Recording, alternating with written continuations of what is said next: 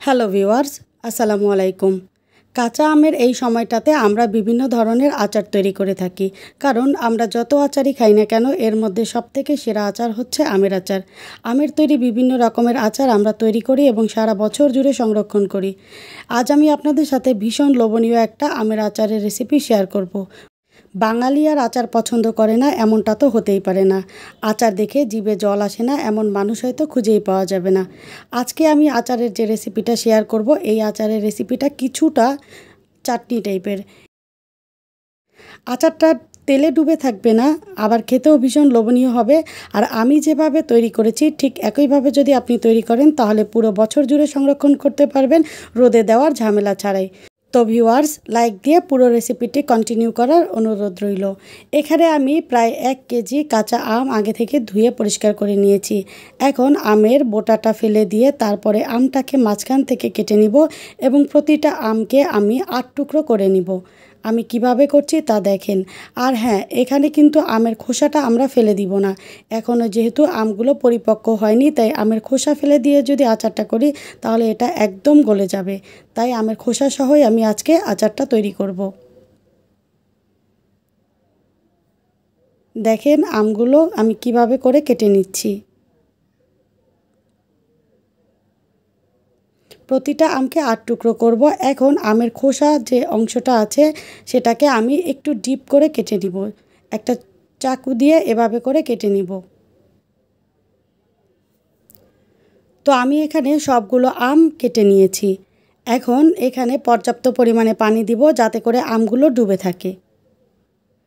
তারপরে আমি এখানে দিয়ে দিচ্ছি 1 চা চামচ পরিমাণ লবণ, দিয়ে দিচ্ছি 1 টেবিল চামচ পরিমাণ ভিনেগার। আমগুলো ভাপ দিয়ে নিলে আম গলে যাবে, কারণ এই আমগুলো এখনও খুব একটা পরিপক্ক হয়নি। তাই এভাবে লবণ এবং ভিনেগার দিয়ে যদি আমটাকে 30 মিনিটের মতো ভিজিয়ে রাখি তাহলে আমে যে একটা কষ ভাব আছে সেটা বের হয়ে যাবে। আর এখন আমি আচারের জন্য কিছু মশলা রেডি করব। এখানে আমি নিয়েছি 1 টেবিল চামচ পরিমাণ কালো সরিষা। চাইলে আপনারা সাদা সরিষাও নিতে পারেন। সাদা সরিষার ক্ষেত্রে সরিষার পরিমাণটা আরও কিছুটা বাড়িয়ে দিতে পারেন। কালো সরিষার ঝাঁজটা একটু বেশি থাকে তাই কম করে নিয়েছি। এখানে একটা বড় সাইজের রসুন খোসা ছাড়িয়ে নিয়েছি। আর নিয়েছি বেটে নেওয়ার পরে 1 টেবিল চামচ হবে এমন আদা কুচি। এখন আদা আমি ধুয়ে পরিষ্কার করে তারপরে বেটে নিব, আর সরিষাও ধুয়ে পরিষ্কার করে বেটে নিব। আর রসুনটা আমি ধুয়ে এভাবে করে থেতো করে নিয়েছি। রসুন কিন্তু একদম বেটে নেইনি বা ব্লেন্ড করে নেইনি। দেখেন আমি কিভাবে রসুনটাকে থেতো করছি। এখন আদা আর সরিষা আমি বেটে নিয়েছি আর রসুনটাও থেতো করা হয়ে গিয়েছে।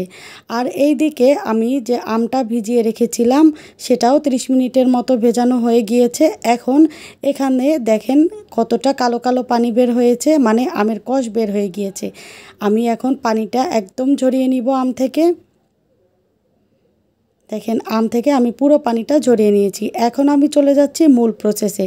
চুলায় একটা পাত্রে আমি দিয়ে দিলাম পরিমাণ মতো সরিষার তেল।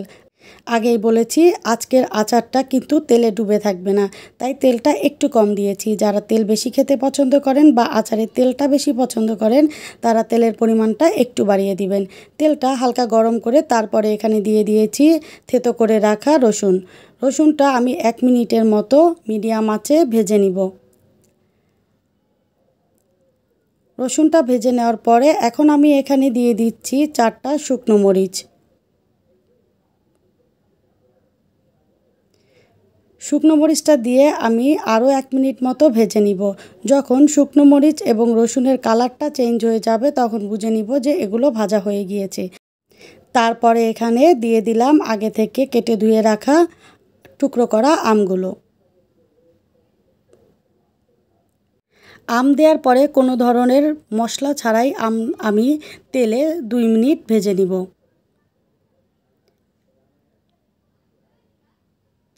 আমের কালারটা যখন চেঞ্জ হয়ে যাবে তখন বুঝে নিব যে এটা ভাজা হয়ে গিয়েছে।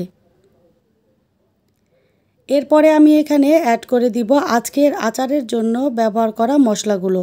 প্রথমেই আমি এখানে দিয়ে দিচ্ছি 1 চা চামচ পাঁচফোড়ন। এটা হচ্ছে রাঁধুনির গুঁড়া পাঁচফোড়ন। এগুলোর প্যাকেট বাজারে পাওয়া যায়, আপনারা চাইলেই কিনে নিতে পারেন। দিয়ে দিচ্ছি খুব সামান্য পরিমাণে হলুদ গুঁড়ো, আচারে সুন্দর একটা কালার আসার জন্য দিয়ে দিচ্ছি 1 চা চামচ পরিমাণ লাল মরিচের গুঁড়ো, হাফ চা চামচ পরিমাণ ধনিয়ার গুঁড়ো এবং হাফ চা চামচ পরিমাণ ভাজা জিরার গুঁড়ো। এখানে কিন্তু কাঁচা জিরার পরিবর্তে ভাজা জিরার গুঁড়োটাই ব্যবহার করতে হবে। দিয়ে দিচ্ছি স্বাদমতো লবণ। প্রথমে কিন্তু আমটাকে আমরা লবণ দিয়ে অনেকক্ষণ ভিজিয়ে রেখেছিলাম, তাই লবণের পরিমাণটা বুঝে শুনে দিতে হবে। এখন এই মশলার সাথে আমটাকে ভালোভাবে মিশিয়ে নিব এবং নেড়ে চেড়ে আমি 3 থেকে 4 মিনিটের মতো আমটাকে কষিয়ে নিব। অবশ্যই কিন্তু প্রথম থেকে শেষ পর্যন্ত চুলার আঁচটাকে মিডিয়াম আঁচে রেখেছি। আর হ্যাঁ, আজকে কিন্তু আচার তৈরিতে কোনো এক্সট্রা পানি ব্যবহার করিনি। এই আচার তৈরিতে কোনোভাবেই এক্সট্রা পানি ব্যবহার করবেন না। যদি আপনি এক্সট্রা পানি ব্যবহার না করেন তাহলে কিন্তু আচারটা দীর্ঘদিন পর্যন্ত ভালো থাকবে। 3 থেকে 4 মিনিট পরে আমি এখানে অ্যাড করে দিলাম আগে থেকে বেটে রাখা আদা এবং সরিষা। এখন আদা এবং সরিষা খুব ভালোভাবে আমের সাথে মিশিয়ে নিব এবং আরও 3 থেকে 4 মিনিট এটাকে কষিয়ে নিব। তো এখানে আচারটা খুব ভালোভাবে কষানো হয়ে গিয়েছে, দেখেন।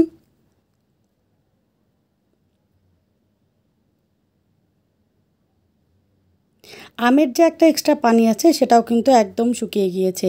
আর আদা এবং সরিষা বাটাতেও যে পানিটা ছিল সেটাও খুব ভালোভাবে শুকিয়ে গিয়েছে। এখন আমি এখানে অ্যাড করে দিলাম 4 টেবিল চামচ গুড়। এটা খেজুরের গুড়। চাইলে আপনারা এখানে চিনিও ব্যবহার করতে পারবেন, কোনো সমস্যা হবে না। তবে গুড় দিয়ে আচার করলে এর কালারটা একটু সুন্দর হয় দেখতে। আর মিষ্টিটা যে যার স্বাদ অনুযায়ী দিয়ে দিবেন। যারা টক খুব কম খান তারা মিষ্টির পরিমাণটা একটু বাড়িয়ে দিবেন। আর যারা আমার মতো বেশি টক খেতে পছন্দ করেন তারা মিষ্টির পরিমাণটা একটু কম করে দিবেন। এখন গুড়ের অতিরিক্ত পানিটা শুকিয়ে আসা পর্যন্ত আমি আচারটাকে খুব ভালোভাবে চুলায় জাল করে নিব। আর অবশ্যই কিন্তু চুলার আঁচটা মিডিয়াম আঁচে থাকবে। আর এখন একদম শেষ পর্যায়ে আমি এখানে দিয়ে দিচ্ছি আরও 1 চা চামচ পরিমাণ পাঁচফোড়নের গুঁড়া আর 2 টেবিল চামচ পরিমাণ ভিনেগার। ভিনেগারটা একদম শেষে দিয়ে তারপরে কিছুক্ষণ নেড়ে চেড়ে আচারটা জাল করে নিলে এটা কিন্তু নষ্ট হয়ে যাওয়ার আর একদমই কোনো সম্ভাবনা থাকে না। আর 1 কেজি আমের ক্ষেত্রে যদি 2 টেবিল চামচ পরিমাণ ভিনেগার ব্যবহার করা হয় তাহলে কিন্তু এই আচারটা নষ্ট হওয়ার কোনো সম্ভাবনাই আর থাকে না। তো আমার এখানে আচারটা কিন্তু একদম রেডি। দেখেন এখানে কিন্তু আর একটুও কোনো পানি নেই।